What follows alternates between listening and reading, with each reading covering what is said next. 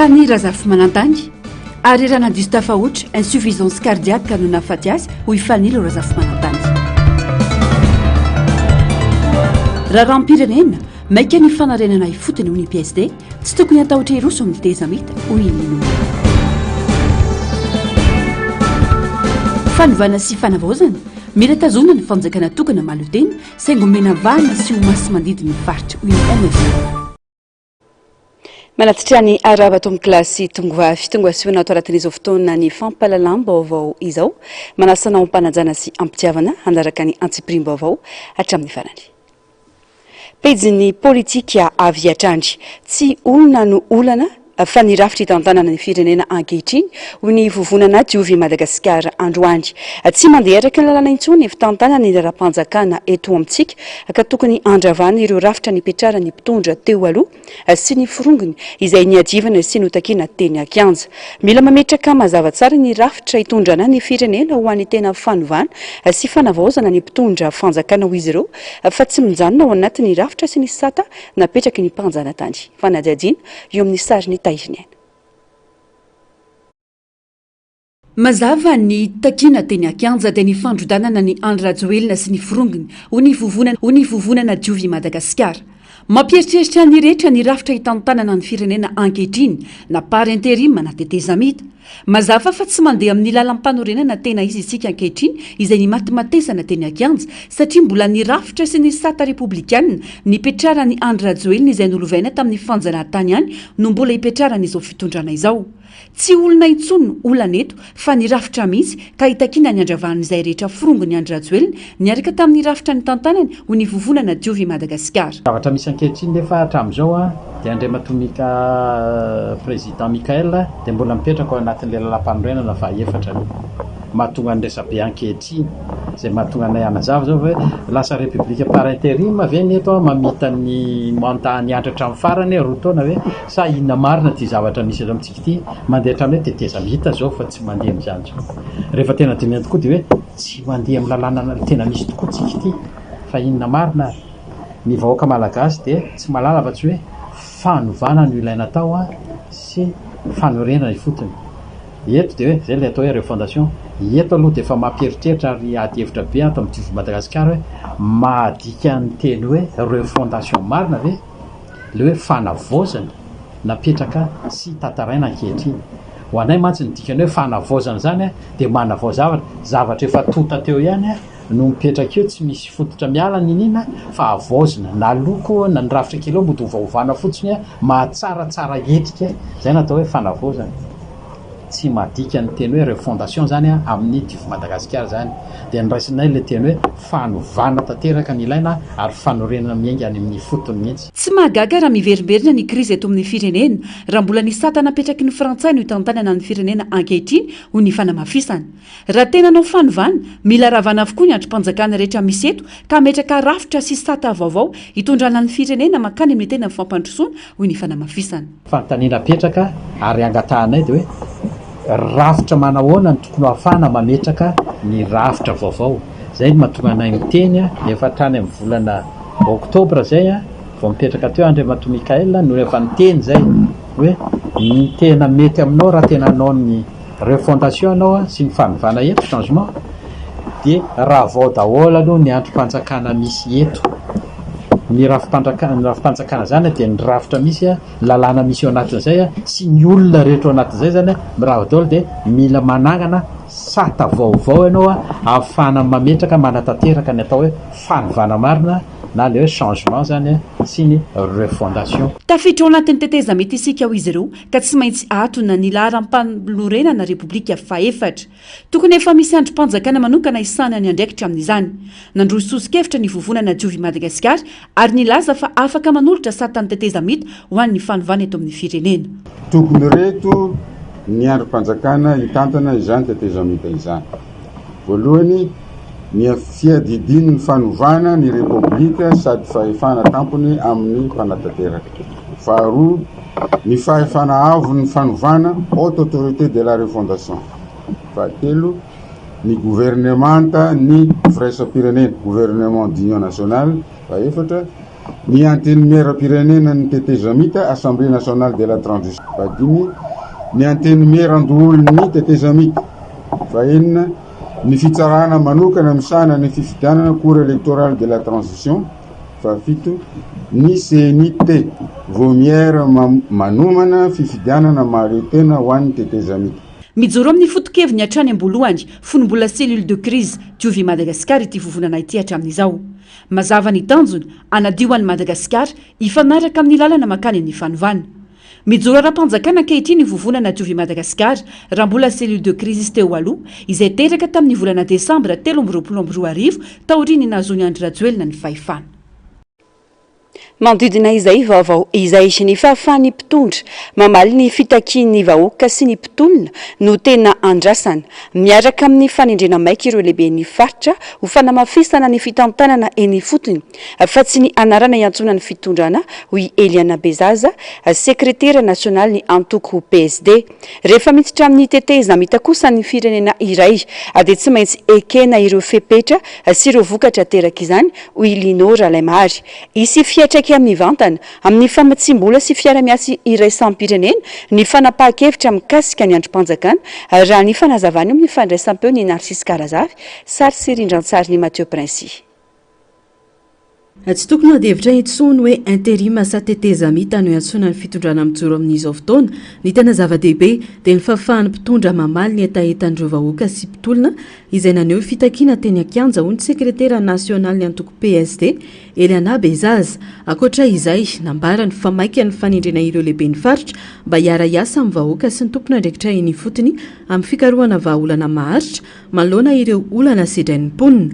Heverina fa tsy ho tanteraka ny fanarenana sy ny fampandrosoana raha tsy misy ny fitantanana akaiky sy mahomby eny anivon'ny faritra raha ny fanazavana. Za zany tsy te hialala hoe hitako hoe tsy any le izy fa ny ankoatra ny hetaheta maika tany Ankianja tokony mamaly haingana ihany koa izy amin'ny resaka fialana amin'ny fahantrana sy ny fampandrosoana ary manandanja lehibe amin'izany ny resaka toe-karena. Dia eo zany mba misintona ny filoham-panjakana amin'ity fitavozavozana amin'ny fanendrena lehiben'ny faritra ity satria misy lehiben'ny faritra efa nitendrena dia efa hita fa efa misy asa mandeha any.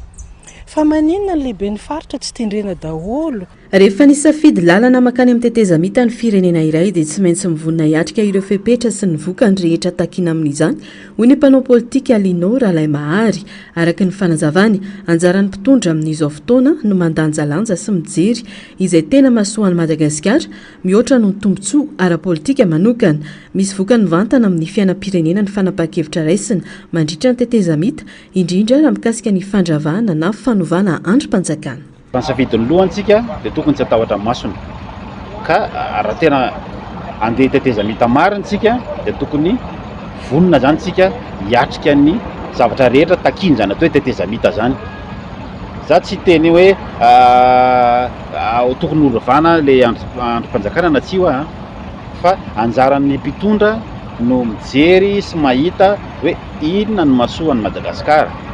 Andeha tetezamita ve dia horavana ny androm-panjakana rehetra sa hijanona amin'izao ihany dia tazominy io dia tsy fantatro hoe hoentina amina feuille de route ve le firenena sa ahoana fa zareo moa no mahita an'izay zavatra zay fa ny mpanaraka sy ny mpandinika raharam-pirenena ohatranay dia mijery fotsiny aloha mipetraka aloha dia mijery zay zany le izy. Maika ny fampandrosoana ny firenena ary mitaky fanarenana aingana ihany koa ireo sehatra maro simba noho ny krizin'ny fanesy. Tsy tokony hiteraka resabe na fisaratsarahana intsony ny anarana ilazana ny fitondrana fa tokony fantoka amin'ny asa sy ny vokatry ny fanapahan-kevitra raisina ny rehetra hoy ny fanazavana nomeny Eliana Bezaza izay nanamafy fa maika ny fiatrehana ny fikanandohan'ny pirenena.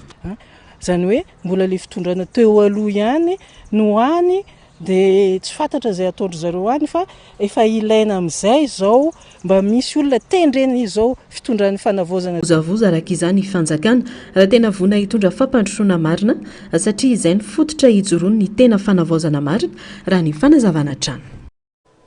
eo amin'izay vaovaony politika izay lalatokana azona antoka ny sy ny fampandrosoana maritra sy tena izy eto amin'ny firenena ny fanomezan-danja ho masimandidy ny faritra akalo tena amin'ny fitantanana rabola ara-pitantanana hoy ny antoka MFM androany tsy vaolona na ary tsy mety ny andrakandrana amin'ny efitra anaovana fanjakana federaly eto amintsika hoy ihany MFM atao ry ny fanadihadiana tsotsotra nataon'izy ireo teny fotony fanampanazavana. Miroso amin'ny fanavaozana makany amin'ny fanovana ny firenena ankehitriny manana ny oentina sy hevitra roso atongavana amin'izany ny antoka MFM raha nambaran'izy ireo androany lalatokana azona antoka ny tena fampandrosoana ny fitazonana ny fanjakana tokana tsy zarazaraina na état unitaire saingy mametraka ny tena fitsinjaram-pahefana na décentralisation effective ka ny faritra no ho masimandidy.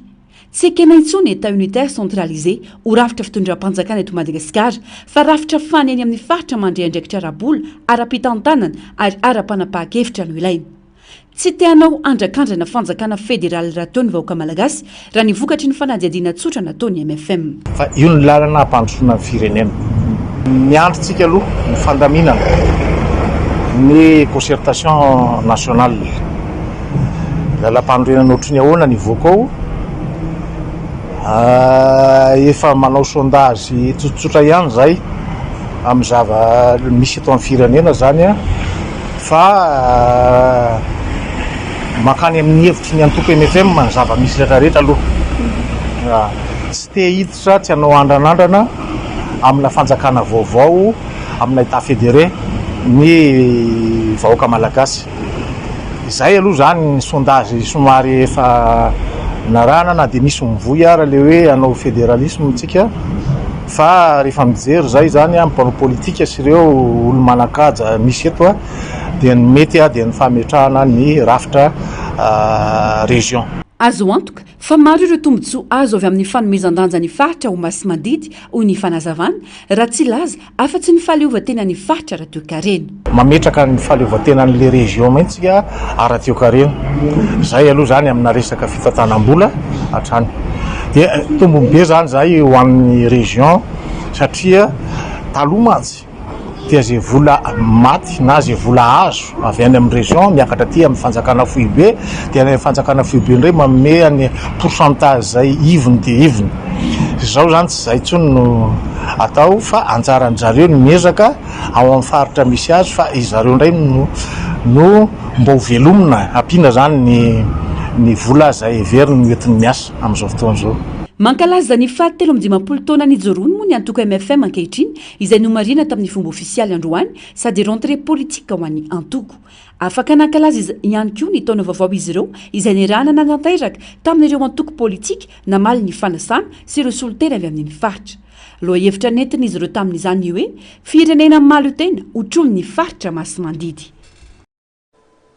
Lafimbavao hafa kosa indray panga ny toerany Italie Générale aka tsy maintsy nisy ny fanendrena-pisolon-toerana mba hitohizany asa rehetra raha ny fanazavany ministry ny asa sy ny fampananana asa ary ny asa mpanjakana.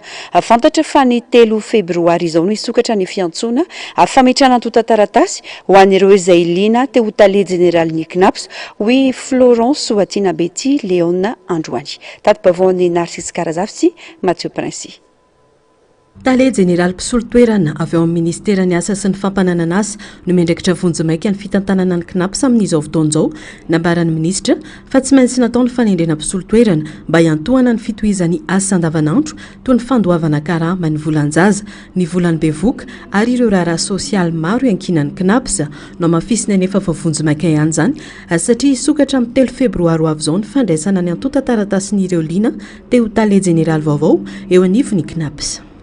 Dia angarahara tanteraka ny candidature afaka mandefa candidature izay mamaly an'izay critère ao anatin'ny avis de recrutement izay noho izay ihany koa dia andalo an'le procédure de recrutement légal tanteraka mihitsy ary fiara-miasa iarahana amin'ny Bianco ihany koa izy io ny antsony Bianco ihany koa ny commission de recrutement amin'ny CNAPS mba hipetrahan'le mangarahara tanteraka hialany asasain'ny mety cotisant amin'ny CNAPS hoe ahoana ny volanay hialana amin'izay souci rehetrarehetra zay dia ho atao tanteraka ao anatin'ny fangarahana sy ny fahitsiana. efa tafapetraka ihany koa ny filakevim-pitantana ny eo anivon'ny knaps ary manomboka mikirakira ireo raharaha sarobady sy maika eo anivon'ny ity rafitra ity izy ireo vomera ahitana mpikambana enina no iandraikitra ny fisafidianana ireo kandida ary isy fiara-miasa amin'ny Bianco mba hiantohana ny mangarahara sy ny fanarahan-dalàna amin'ny dingana rehetra. Makasika ny toetry ny andro kosa indray tany amin'ny manodidina ny 7 sy 900 kilometatra avaratra andrefa ny Besalampy no nisy ny foibeny ilay rivo-doza fitiny ariva teo ny tombohetra ka lasa rivo-doza mahery izy raha ny fampitambavao ny meteo niakatra 20 kilometatra isan'ora ny rivotra miaraka aminy ary raha natafiotra 70 kilometatra isan'ora manakaiky ny foibeny ny kisaka ny anavaratra somary avaratra tsy nananisy ka naafaka 7 kilometatra isan'ora. Vinavinaina hiditra ny tanety eo anelanelana ny tomborano sy soala ny fitiany oalina na rampiso sabotsy vao maraimbe raha ny fanazavana. Mety hatratra 5 kilometatra isan'ora ny rivotra iaraka aminy ary raha natafiotra manodidina ny 570 sy 900 kilometatra isan'ora amin'ny fotoana idirany an-tanety. Nahazo filazana loza amin'ny tatao miloko mena melaka sy boeny izay efa nampiato ny fampianarana nanomboka tamin'ny tolakandro teo. Loza manambana miloko mavo any Betsiboka, Ponglava, ny distrika Anangazobe sy Anjozorobe. Fanarana miloko maitso any Tasy, Alaotra Mangoro, distrika Ambatolampy, Ambohidratrimo, Andramasina, Manjakandriana, Antananarivo Renivohitra, Antananarivo Atsimondrano ary Antananarivo Avaradrano. Raha ny fantatra, amakivaky ny faritry ny avotany ity rivo-doza ity aorian'ny fidirany an-tanety ka ina hitondra rotsakorana betsaka manodidina ny 50 hatramin'ny 50 milimetatra ao anatin'ny 420 ora amina faritra maro. Aina mafy araka izany ny tondra-drano, ny fiakaran'ny renirano, ny fiotsan'ny tany sy ny lalana. Tombanana ivoaka ny an-dranomasina any amin'ny faritra Tsinanana kosa ifity ny alahady maraina. Pejy fampianarana kosa indray fekevitra folo naroso ny Confédération syndicale Saint-Pama ho an'ny fampiroboroboana ny politika ambanabeazana eto Madagasikara mandritra ny fotoana andoha amin'ny pirenena. Foto-kevin-dehibe izay tapaka tao aorian'ny dinika momba ny fanabeazana no tanterahana isam-paritra mbola maro ireo vary mangatsiaka ny fitondrana teo aloha angatana izy ireo fankatoavana avy amin'ny mpitondra fanjakana ankehitriny. Fanadihadiana eo amin'ny sariny Taisiniana. Mbola misy vary mangatsiaka ny fitondrana teo aloha angatany Confédération syndicale Saint-Pama ny atanterahany fitondrana fanavaozana azy. Efa navita volavola ditim-panjakana izay mametraka ny toerany mpampianatra mpanabe amin'ny toerana sahaza azy izy ireo mikasika ny azon'ny mpampianatra ny karama mendrika sy sahaza azy raha tsy teny afa-tsy neny amin'ny EPP izay tokony karama folo tapitrisa. Kasatonany amin'izany fotsiny ohatra ny hoe fampiarana ny SGAP, statut général des agents publics izay efa lany teo anivon'ny filakevitra ambony mikasika ny an'ny fanjakana zany zavatra zany. Rehefa mivoaka io ka lasa lalàna dia tsy misy tsony ny atao hoe framina fa lasa hoe mpiasa mpanjakana ny olona rehetra izay miasa amin'ny tranom-panjakana sy karakaraina ny fanjakana. Etsy an-daniny zany efa vitako ny volavolana didim-panjakana mikasika ny averina ihany ny azahoan'ny mpampianatra mpanabe rehetra manerana ny nosy ny karama mendrika sy sahaza azy. Dia anisan'ny santionany voarakitra any amin'io le volavolana didim-panjakana takina io ny karama ho an'ny mpampianatra ny EPP. EPC ny diplômany dia efa ao daholo na indemnité de logement, indemnité de gré, ireo tampo-karama maro isan-karazany miampy amin'ny vatan-karama dia amin'ny karama 2 hetsy ariary, 2 tapitrisa ariary, zafady 2 tapitrisa ariary ny karama mendrika sy sahaza ny mpampianatra amin'ny EPP. 10 millions de francs zany. Efa any zany ny fotsiny eo anivon'ny gouvernement. Nanolotra fekevitra ny Saint-Pama entiny eo anivony fotoana andoha am-pirenena sy mba apetraka ao anatin'ny lalam-panorenana ka hiatra na iza ny mitondra na iza. Azo atao foana kosa nefa ho izy ireo ny mitondra fanatsarana miainga amin'ny zavamisy saingy mijanona tsika tiana kosa ny foto-kevin-dehibe. Hoy izay hoe raha mipetraka ao anaty lalam-panorenana io dia ny fanatsarana azo atao fa le foto-kevin-dehibe mametraka ny hoe tia ny politika mpampianarana fanabeazana voavolavola ho an'ny firenena dia tsy kitihana io fa ny fanatsarana ozy azo atao iny an-dalana iny fa ny voavolalehibe tsy azo kitihana mihitsy mba tsy hahatonga ny fampianarana iovaova arak'izay fitondrana tonga eo na ministra tonga eo. Mahatratra fola ireo fehi-kevitra tapaka atao rindinika momba ny fanabeazana no tanterahana izy ireo manerana nosy ka naravina androany. Isan'izany ny fametrahana ao anaty lalam-panorena ny repoblika ny politika am-pirenena izay mametraka ny fanabeazana ho fototry ny fampandrosoana. Ny fitsinjarana aradrary ny sisampahitra ny teti-bola entina mampandroso ny fanabeazana. Ny fanavaozana ny fanabeazana lavitry ny kolikoly, ny éducation pour tous, ny fanatsarana ny teknôlôjia vaovao ampiasaina. Nanatitrantitra izy ireo fa tsy azo ekena intsony ny fampiasana ny sehatry ny fanabeazana ho fitaovana politika. Lafimbavao hafa manao antsony amin'ny fametrahana délégationna manokana na PDS nolona ny bentanana ao an-toerana ireo mponina ao amin'ny komina ambanivohitry Manorofify tonga eto andrenivohitra ny solitenany ireo mponina avy any an-toerana niakatrananao tsy paipaika aty andrenivohitra hitondra ny fitarainana satria maro loatra ny tsindry azolena ataon'ny bentanana amberinasa ao an-toerana raha ny fanazavana itiny Narcisse Karazafy eo amin'ny sariny Mathieu Prince. Niakatra eto Antananarivo anamafy ny fitarainany ireo solitenan'ireo mponina avy amin'ny komuna ambanivohitry Manorofify distrikany Tuleara faharoa maro ireo tsindry azolena sy ny fangejana ny vahoaka ataon'ny bentanana am-perinasa raha ny fanazavana ka mahatonga azy ireo nanao tsy paipaika nampiakatra ny solitenany ireto mponina ireto. Ka eto ny fahinany magnataka izay le tsindriako eto amin'izao fanaovan'izao la zahay tsy jerevanareo ankaiky hisy zavatra hifatsika le bureau hifatsika le bureau tena hifatsika ao fa satria tsy raha dralanay na havianay ato io fa zahay fa dralam-bahoaka gejegeje vahoaka io tena tsy tiany vahoaka ao amin'ny commune rurale Manorofify faritany Toliara faritra tsy mandrefana district Toliara 2 commune ambanivohitra Manorofify. Izay ny dianay atoy raha mangataka anareo hijery fotony fa mifatsihy ny vahoaka io bureau io ajahina an'izao hangalaka hanao CP hangalaka BPC tsy misy état civil ty ao. Tsy misy mandeha amin'ny laony ny fitantanan-dra-panjakana eo anivon'ny komuna raha ny fanamafisan'ny solitenan'ireo mponina tsy misy na fanamboarana kopia ho an'ireo mpanala fanadinana azy ka manao antsoavo amin'ny fitondrana izy ireo mba ametrahana PDS ho solon'ny bentanana ao an-toerana satria tena efa marary ireo mponina raha ny fanazavana trano.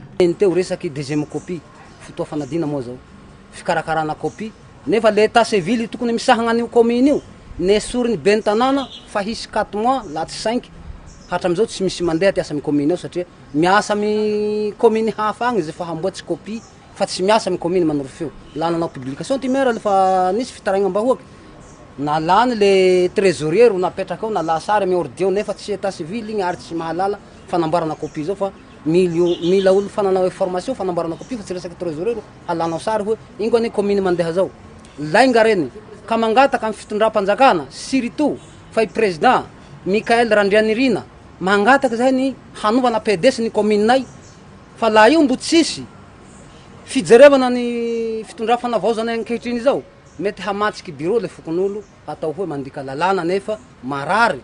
Lany tamin'ny fifidianana ny bentanana am-perinasa kanefa na izany azy tsy tokony hanana fahefana entina mampiorohoro ny vahoaka ao an-toerana izany ambon'ireo rehetra ireo nampiakarina ireo karazan-ketra ao amin'ny Manorofify hatramin'ny fifidianana ny nakaty moa dia tsy nilamina ny commune Manorofify ary mbola tsy nahitam-baolana izany hatramin'izao.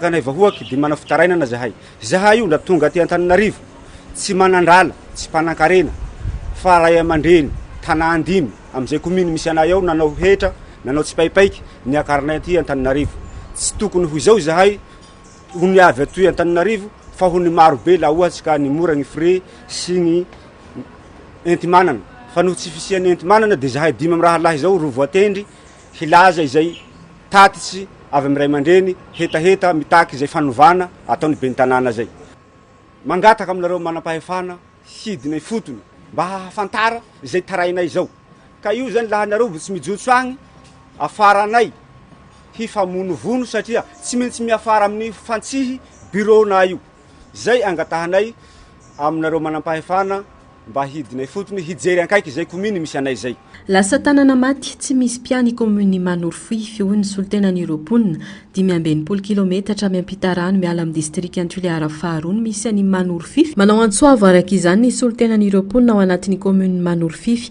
district Antoliara faharoa mba hijerena akaiky ity toedrara any antoerana ity. Vavaony sosialy kosa indray ifantoka betsaka amin'ny sosialy mbahoaka ny vinanasa ny komina Anosialy distrika Anambohitra Atrimo ny bentanana ao antoerana Androany tsy hisy adino ireo fokotany rehetra mandrafitra ity komina ity ka ho fitaratra ho an'ny hafa tanjona napetraka ny hoe komina Anosialy madio milamina ary mandroso fanampanazavana. Fanambogoavana napetraky ny komina Anosialy distrika Anambohitra Atrimo amin'ny ity taona 2024 ity ny fanatanterahana ireo asa mamaly ny filanipony ny fotony ka afaka hitondra fampandrosoana mibaka amin'ny sambatan'olona. Ankoatran'io amin'ny sehatra ny fampianarana amin'ny fanavaozana sy fanamboarana sekoly, ny fanamboaran-dalana sy ny fananganana birao ny fokotany sy ny zandary. Ezaka tanterahana ny fiadidina ny tanàna, ny fandaminana ny tsena, iadina amin'ny gaboraraka sy analalahana ny lalana ifamezivezen'ny rehetra.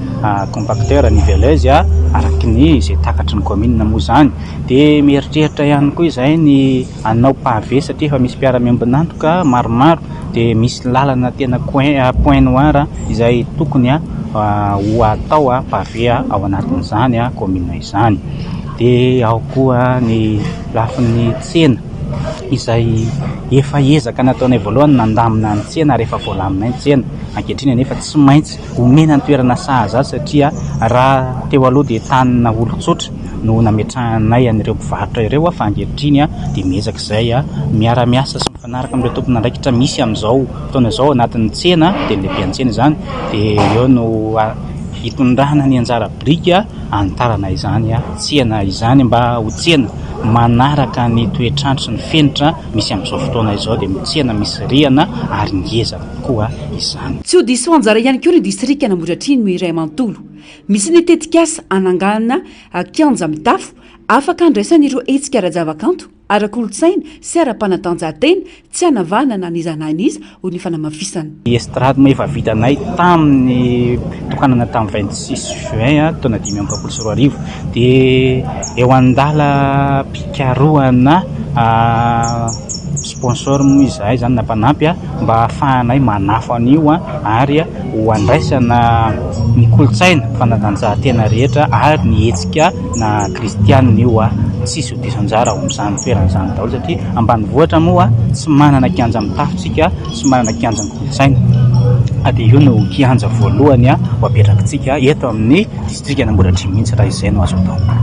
Misy ampambolany komina anaovana ny tetikasa saingy tsy ampy anatanterahana izany ka iantsona izy ireo ny mpiara-miambinantoka rehetra afaka hifarimbona. Ranoka nizany izy izay vonona dia afaka raisina daholo satria izay no antony iray entsika mampandroso anao foto-drafitrasa eo anivon'ny komina. Tsy dikan'izany tsy volan'ny komina mahadidimy maim-poana fa vola ireo mpiara-miambinantoka fa misy ihany koa mifandraisan-jara ny komina. Adogoavana hatreny ny komina ankehitriny ny fampiakarana ny tanin'ny olom-pirenena avitrika amin'ny fandoava-kevitra izay fototra iangan'ny fampandrosoana eny fotony. Tsy karitra amin'ny fanazavana fa niaina ny tapavitriana mandoa etra teo aloha tamin'ny mbola fampiakarana ny etratrano sy etratany tamin'ny sampandrarany etra. Efa tafaverina ny anivon'ny komina kosa izany ankehitriny ka everina ny ampiakatra ny fahavononany rehetra hatanteraka io adidy io. Dia adidy izany tokony efain'ny olona ho anasoavana ny tanindrazany ka teo anao izay na ny herintaona voalohany esanay aloha dia mbola somary nikorontana izany fandoavana etra teo anivon'ny komina izany. Feno herintaona katrok'androany no nitantana ny bentanana am-perinasa ao amin'ny komina Anosialy distrika Anambohitra Atrimo. Nisy indrindra ny lanonana nanaovana jeritodika ny asa vita sy ny famelabelarana tamin'ny fomba ofisialy ny vinanasa entina hitantanana ny komina mandritra ny taona 2024 androany. Ny fanindran-dalana tamin'izany ihany koa ny fankalazana no ny fatratrarana ny taona vaovao 2024. Ny fanotrana tamin'izany avokoa ireo solitena ny fiangonana, ny komina sy fokotany manodidina ao anatin'ny distrika Anambohitra Atrimo, ny sekoly ary ireo mpandrara sy ny sisa. Tanjona napetraka amin'ny timony hoe komina Anosialy madio milamina ary mandroso. fa banga tanteraka ny asa fanaovan-gazety sy ny famakafakana politika nilaozany Faniry Razafy-Manantany ny mpanao politika Frérot L'Homme Noir mila jerena manokana ny ankonany satria san'ireo nandray anjara mivantana ao an'ny fanavotana ny firenena ny ala tao anaty kizy ity raim-pianakaviana ity hoy ny fanamafisany mafy moa ny zoky mpiray-tapo tamin'ny Faniry androany fa arerana distafa oatra sy insuffisance cardiaque no nafaty any Faniry fanadiatina. Tsy ny fitondrana mijoro ankehitriny na ny antoko-tiako Madagasikara rirany no verinamana fa ny firenena malagasy manontolo no very olomanga sy tanora iray no heverina fa hitondra rivotra politika vaovao hoy ny mpanao politika manoloana ny fahalasany Faniry Razafy-Manantany izay anisan'ireo mpanao famakafakana Santsikera sy ny lazany marina sady nanolotra vahaolana mazava sy matotra manoloana ny olana ny sedrain'ny firenena. Isaky ny miresaka fanavaozana dia tsy tokony adinoana ny anaran'ny Faniry Razafy-Manantany hoy L'Homme Noir efatra amin'ny ely izy no nirotsaka an-tsehatra tamin'ny tolona ho fanarenana sy ho fampandrosoana ny Madagasikara tamin'ny alalan'ny fandaharana nataony hoy ihany ny mpanao politika Frérot L'Homme Noir. Be dia be ny mpanao famakafakana fa lany andro le mitsikera tamin'izay tao anatin'ny fanomerana mitsikera izy miteny zavatra marina fa manome vahaolana.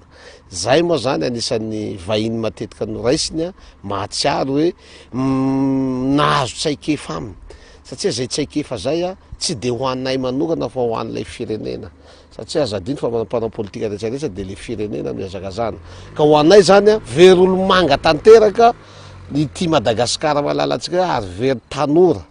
Efa nananareti-pohatra ny fahakely ny Faniry Razafy-Manantany hoy ny zokony nanampitsotraka izany ny arerahana distafa oatra ka nitarika insuffisance cardiaque ho azy zany hoy ny fanazavana.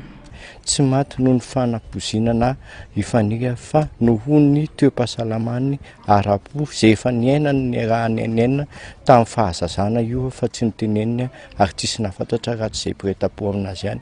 Nitsangana izy noho ny fahavizanany ary efa nitaraina izy tany Tamatavy noho ny taorianany fanaterany ny minisitra teny amin'ny aéroport ambalamana azy tonga tao tranoko izy avy nanatra anazy ary nitaraina mafy dia mafy izy fa vizana izy somatsara teto izy dia tena kola tena hoe safotra zay ho safotra dia nitadia tsy natosika anazy tsony fony insuffisance cardiaque ny ilazana anazy zay mbola afaka marenina ny dokotera zay zavatra zay fa vokatra zay eny izy fa tsisy fanapozina. Etsy andanin'izany namela mananotena sy zanaka dimy menaday Faniry Razafy-Manantany mila heverina manokana no avy ny ankonany indrindra eo amin'ny lafiny asa sy no avy ny zanany hoy ihany L'Homme Noir tsy tokony atao ambanin-javatra ny anjara lehibe nentina tamin'ny fanoloran-tena no an'ny firenena hoy ihany ny fanamafisana namela mamy Faniry Razafy-Manantany ary isan'ny nampahombony tolona natao tamin'ny volana septambra 2024. Tsika mpanao politika koa mila tsy mifanary satria ny fianakavian'ny mpanao politika lasa ohatry zao zary la misy manadino iny dia lasa varilaviny ankizy zay dia manentana trano hoe ho antsika zay mahatsiaro tena fa Faniry olon'ny firenena dia mba jerena ireo ankizy ireo eny arina ny vadina velany ireo zanany raha misy zanany efa feno taona tokony ho jerena amin'izay sehatra zay na fampanana nasa azy tokony omena asany ankizy ohatran'izay koa ny vadiny satria tsy tokony tsy ho jerena reny fianakaviana satria ny rainy zareo namela mamy amin'ity firenena ty satria anisany nametsaka an'izao fanavaozana zao Faniry amin'ny lafiny mahampanao gazeta tsy mahampanao politika azy. Nisaotra sy nankasitraka ireo rehetra tonga nidododo teny amin'ny trano fonenany sy nanatrika ny fandevenana moa ny fianakaviany Faniry Razafy-Manantany. Dia misaotra indrindra ihany koa tsy adino ianareo génération rehetra izay tsy voatonona génération X maro samihafa fikambanana maro samihafa izay tonga nanotrona zay nampahery ny fianakaviana voarainay daholo reny na teny amin'ny Facebook na tambatra tany amin'ny message rehetrarehetra reny dia nideraina sotra ipetraka indrindra ho anareo tsy adino amin'izany fitondram-panjakana tsy adino amin'izany reo mpiambana anatin'ny team zay sy ny génération zay tsy voatononay elana tsy indrindra fa maro ianareo niara-ny asa tamin'ny maro tena maro ary tsy voatononay mihitsy aza zay rehetrarehetra indrindra ary ny tsy adino indrindra dia ny vahoaka malagasy zay niaraka taminazy sy nanoana ny antso zay nahatonga n'izao firenena zao ohatra zao. Totosan'ny tolakandro teo tao aorian'ny fotoam-bavaka ny saorana an'Andriamanitra teny amin'ny FJK Matsapandran'ny Fiderana ny fanotrihana ny vatana mangatsiaka ny fanira zafy manatany, mpanao gazety, mpanao politika ary ny tanandraikitra ambony teo anivon'ny ministera ny fahasalamam-bahoaka mialoha izao fodimandriny izao. Ny fianakaviam-ben'ny MBS TV sy radio dia manatitra ny fankahirezana ho an'ireo vady aman-janany sy ny fianakaviany ary ireo sehatra rehetra ny laozan'ny fanira zafy manantany. Maresaka avy any ivelany erisetra tsy voafeno manjaka ho ity ka maro ireo mponina hanao voatery ny findra toerana araka ny tatitra iraisam-pirenena ireo vehivavy sy ireo ankizy no tena lasibatry ny erisetra ary anofo araka izao fanadihadiana manaraka izao. Olona mahery ny ray faingavatra tapitra ny voatery nandao ny trano fonenany no ny erisetra mitohy ao Haiti araka ny tatitry ny firenena mikambana. Miaina ao anatin'ny tsify sy ny fiarovana ka lasa mora hiaran'ny erisetra ranofo ireo olona ny findra toerana ireo. Reny mpianakaviana iray 7 taona mananjanaka 4 no niara-ny fanolanana nataona lehilahy 3 tamin'ny volana Martsa 2024 lasa teo. Taorian'io trano io dia niova tanteraka ny fiainany ary sarotra taminy ny aina ara-dalàna indray araka ny fijoroana vavolombelona nataony. Nandritra ny valandresaka ho an'ny mpanao gazety tao Port-au-Prince nanamafy ny Médecins Sans Frontières fa tranga iainandreo vehivavy sy zatovovavy mandritra ny andavanandro ao an-drenivohitra ny erisetra ranofo araka ny angom-baovao avy amin'ny ONU teo anelanela amin'ny volana janoary septambra 2024 dia manodidina ny 700 niara-ny fanararaotana ranofo ka nangataka fanampiana dia mponina nafindra toerana araka ny tombana ihany 700 ny ao Port-au-Prince no anjakan'ireo andian-jiolahy mampiasa erisetra ranofo sy mampiorooro hanamafisan'ny fahefaniny. Manoloana izany rehetra izany mitombo ny antso ho amin'ny fiarovana ny sivila sy ny fanampiana maika ho an'ireo vehivavy sy ankizy trapa-oriana ao Haiti. Ilay tovovavy malaza mpanao saofandranomasina sy ny antsatsa manana endrika miavaka no hafakely entina aminao androany Araoary. Mpanao fanatanjahantena an-dranomasina na surf Bethany Melanie Hamilton teratany Amerikanina teraka ny 9 febroary 2007 tao Kauai ny tenany. Nanomboka teo amin'ny 5 taona no nilalaovan'ny Bethany surf efa nandray anjara tamin'ny fifaninana ny Bethany fony mbola 7 taona. Teo amin'ny 7 taona indray dia naseho ny famiavaka ny fahaizany surf. Ny raika amin'ny 3 oktobra 2023 fony izy 13 taona dia notafian'ny atsantsa lehibe teo amoron-dranomasin'ny Hawaii ny tenany ka lasa ny sandriny avy. Niteraka fanahina ho an'ny maro io loza io satria noheverina fa tsy afaka hanao surf intsony Bethany. Tsy resin'ny fahakiviana nefa ny tenany ka herinandro vitsivitsy taorian'ny loza nahazo azy dia niverina tany an-dranomasina izy. Tamin'ny janoary 2004 dia nanomboka ny faninany indray Bethany. Nahazo loka maro izy, anisan'izany ny best comeback athlete. Nanjary olo malaza manentana sy manome aingam-panahy ho an'ny tanora sy ny atleta maro maneran-tany Bethany. Navoaka tamin'ny taona 2004 ny bokiny mitondra lohateny hoe Soul Surfer izay lasa boky be mpividy indrindra ary tamin'ny taona 2012 dia navadika ho sary mihetsika mitondra io lohateny io ny tantarany.